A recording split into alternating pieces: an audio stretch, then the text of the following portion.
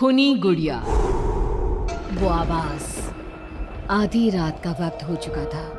पड़ोस वाले घर से फिर से किसी बच्चे की रोने की आवाज सुनाई देने लगी और साथ में उसी घर में रहने वाली देवकी नाम की औरत की लोरी गाने की आवाज भी।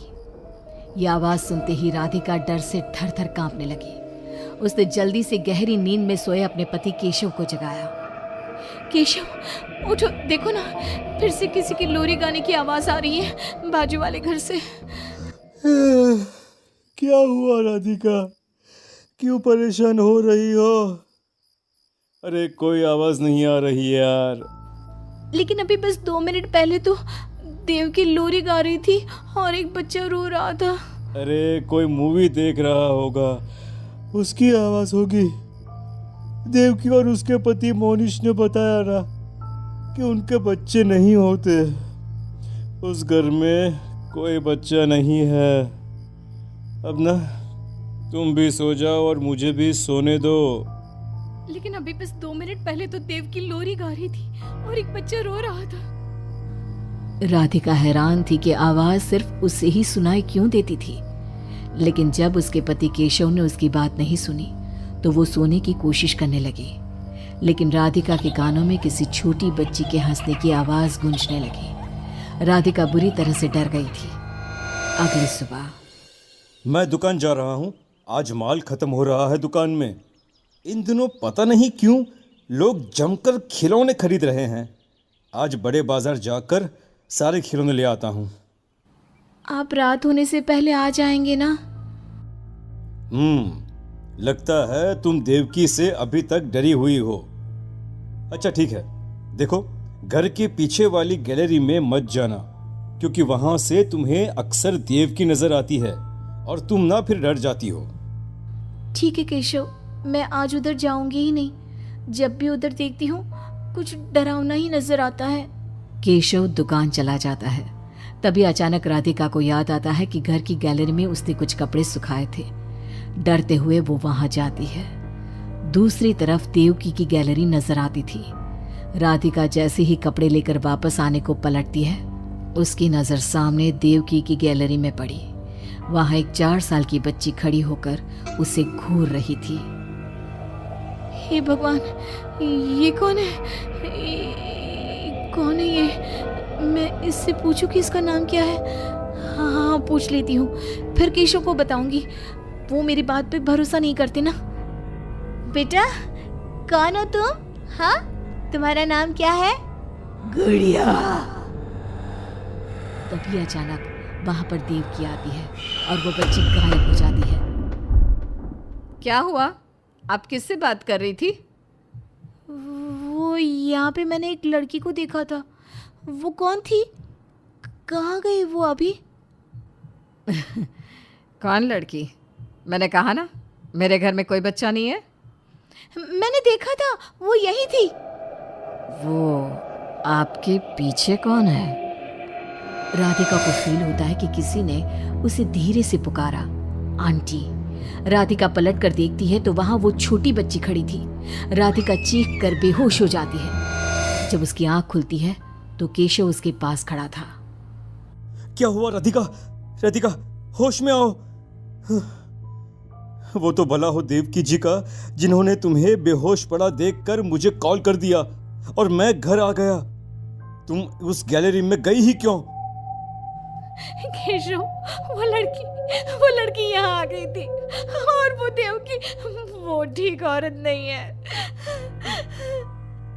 तुम पागल हो गई हो राधिका। आज देवकी जी ने ही मुझे तुम्हारे बारे में बताया। क्या सोचती रहती हो? अरे कोई नहीं है उस घर में।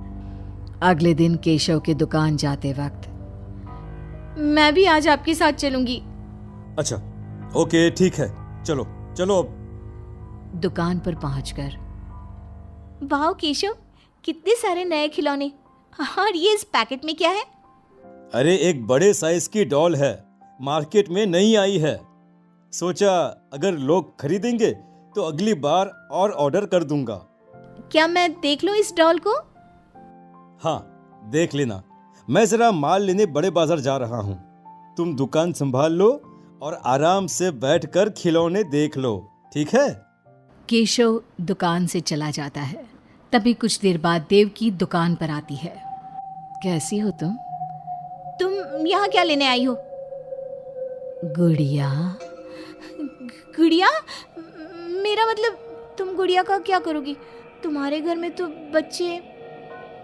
तुम मुझे गुड़िया दिखाओ, बस बड़ी वाली गुड़िया। राधिका घबराते हुए बड़ी डॉल का पैकेट खोलती है।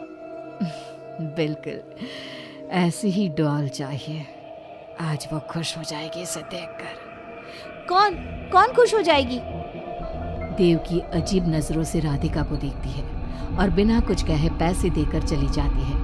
उसके जाने के बाद राधिका शॉप के अंडरग्राउंड में नए टॉयज का मॉल चेक करने जाती है। वहां बच्चों का एक झूला था। राधिका ने देखा कि वो झूला हिल रहा था, जैसे अभी अभी कोई वहां से उतरा हो। राधिका को किसी छोटे बच्चे की आवाज आती है। कौन है वहां?